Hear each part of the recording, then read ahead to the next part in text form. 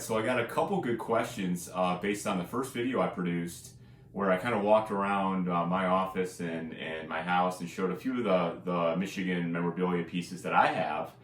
And I got a couple questions about the ticket stub display cases that I have. I've got 4 of them kind of lined up on a wall. And as I mentioned, I've got basically, well, I do a ticket from every season since Meechigan Stadium opened in 1927. So it's just one ticket over this 90 some odd years of Meechigan football.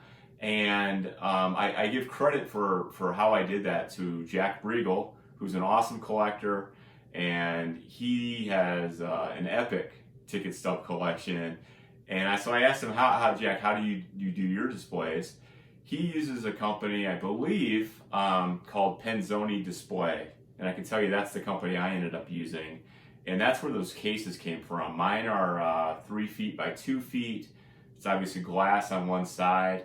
And there are 2 snaps. You can open it up. And I'll show some pictures of this as we go along here and provide links.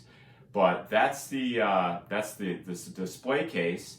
One tip with the display case I've noticed, they're very heavy, especially if you put a bunch of tickets in them.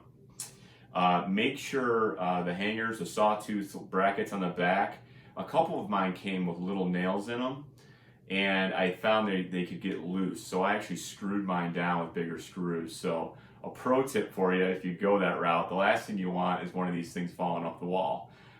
This is not a home improvement show, but a pro tip for you there. I'm real happy with them. In fact, I've got plenty of room for many years, but I may order another one because I like them and just to have a reserve in case something happens to them. The other part of it is actually how the tickets inside the case are handled, and that is through another product that Jack recommended, which are these Ultra Pro kind of screwed down cases that they have for each ticket. And the ones I got are have a place to screw down and 4 ends, and it's basically 2 pieces of plastic that you put together and put the ticket in there and then screw it down. Again, I'll show you pictures. Mine are non-recessed. I assume they make a version which has a gap in it or some room in it to put something that's a little thicker. Obviously, ticket stubs are very thin, so you kind of just mash them in between.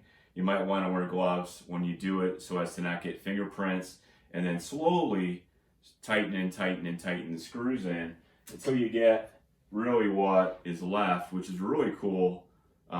Look at a ticket, great way to preserve it, especially the older ones. You can obviously see the back of the ticket and the front when you take them out, but I've had a lot of success from these. I'll provide links to both of these companies in the notes. I think you can get these on Amazon.com, and I've been real happy with them. All right, I hope that helps. If you have any other questions about what you saw or what you see here, it makes a great topic for a video, so let me know. And you can find out more at MVictors.com. Thanks. My special thanks to Underground Printing. They do custom apparel for groups, businesses, and guys like me. They did a bunch of stuff for MVictors.com over the years, including maybe my favorite. This is, I think, the latest I've done, but it's a custom t-shirt with an old vintage logo that has a really good story of its own. But thank you to the guys at Underground Printing.